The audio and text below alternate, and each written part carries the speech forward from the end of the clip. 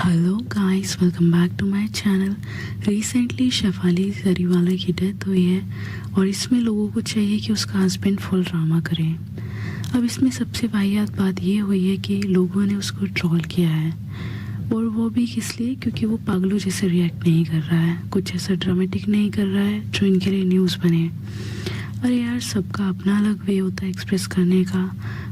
हर कोई आपके अकॉर्डिंग नहीं बिहेव कर सकता ना। और ये सब ट्रोलिंग करने से क्या ही प्रूफ होगा, उसका पेन वही जानता है। हालांकि वो उसकी वाइफ थी, बट मैंने जितना ऑब्जर्व किया है वो बहुत ज़्यादा ऑब्सेस था उससे, और लाइक अ बेबी उसको ट्रीट करता था। और ये फैक्ट है, कोई अपना पेन अननोन या स्ट्रेंजर्स के सामने क्यों ही एक्सप्रेस करेगा? अगर उसको करना ही है तो या तो फिर वो अकेले में करेगा या फिर किसी नोन के साथ करेगा। अब इन फीलिंग्स को एक्सप्रेस करने के लिए भी क्या सच में कोई वर्ड्स की ज़रूरत होती है? मुझे तो नहीं लगता। इंसान की शक्ल से सब एक्सप्रेस हो जाता है, और राइट नाउ उसकी हालत और मेंटली और फिजिकली काफ़ी ख़राब दिख रही है। He is just broken, and वो ऑल द टाइम उसमें कितना इन्वॉल्व रहता था ये हम सब ने देखा है, और ये उसके लिए मोस्ट डिफ़िकल्ट टाइम होगा। और एक इंटरव्यू में शेफाली ने बताया भी था कि वो कितना शॉर्ट था उससे शादी करने के लिए। उसके हस्बैंड ने उसको कॉल किया था शाम को घर आने के लिए, और घर पर बुलाया तो वहाँ कोई नहीं था, सिर्फ वो दोनों थे। मैरिज रजिस्ट्री पेपर्स थे। तो किसी को भी ऐसे टाइम पर स्पेशली ट्रोल नहीं करना चाहिए। वैसे तो कैसे भी नहीं करना चाहिए अनटिल अनलेस वो ज़रूरी नहीं है। बट ऐसी सिचुएशंस में हम सिर्फ सपोर्ट कर सकते हैं, और अगर सपोर्ट भी नहीं कर सकते हैं तो चुप रह सकते हैं। इसी पे ही पारस ने और रश्मि देसाई ने भी स्टैंड लिया था। पारस का कुछ ऐसा कहना था, जब रिपोर्टर ने उनसे ओपिनियन मांगा तो पारस फ्रस्ट्रेटेड थे, जो कि सही भी है। अब ऐसी सिचुएशन में इंसान क्या ही बोलेगा, क्या ही रिएक्शन देगा। शहनाज भी बहुत अपसेट थी और शॉक में थी।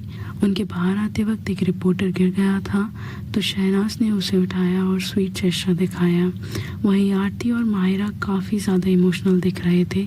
आरती का हस्बैंड भी उसको कंसोल कर रहा था। हिंदुस्तानी भाव ने भी एक्सप्रेस किया कि साल में 2-3 बार उसका फ़ोन बजता था, सुबह से लेकर शाम तक, भाई दूज के टाइम, रक्षाबंधन के टाइम, गणपति के टाइम।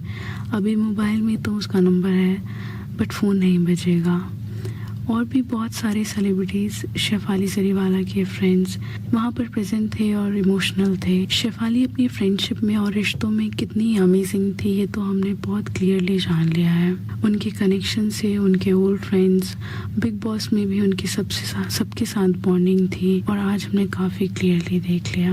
यह कुछ तो बात है वैसे बिग बॉस 13 में उसने लोगों को बहुत कुछ दिया है, पर जितना उसने किसी को दिया है उससे कहीं ज़्यादा उसने किसी से छीना है। बिग बॉस 13 में सिद्धार्थ शुक्ला भी, उनकी डेथ भी हार्ट अटैक से ही हुई थी, और शेफाली जरीवाला की भी हार्ट अटैक से ही डेथ हुई है। चलिए थोड़ा सा जान लेते हैं शेफाली जरीवाला के बारे में।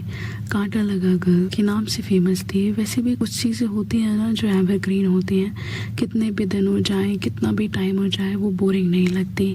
वैसा ही गाना शेफाली ने हमें दिया था, कांटा लगा, जो आज भी बहुत इंजॉय किया जाता है, और आई एम श्योर आगे भी किया जाएगा। उनकी हॉबीज थी कथक और स्विमिंग में मेडल भी मिले हुए हैं। शेफाली की पहले लव मैरिज हुई थी हरमीत सिंह के साथ। हरमीत सिंह जो मीट प्रोस बैंड में है। इनकी शादी 5 साल तक रही, बाद में शेफाली ने डिवोर्स ले लिया था। फिर 2009 में शेफाली एक पार्टी में थी, वहाँ पराग त्यागी से मिली। पराग काफ़ी फेमस हो रहे थे इंडस्ट्री में, टीवी इंडस्ट्री में, पवित्र रिश्ता के थ्रू। शेफाली पर पहली नज़र में ही पराग को क्रश हो गया था।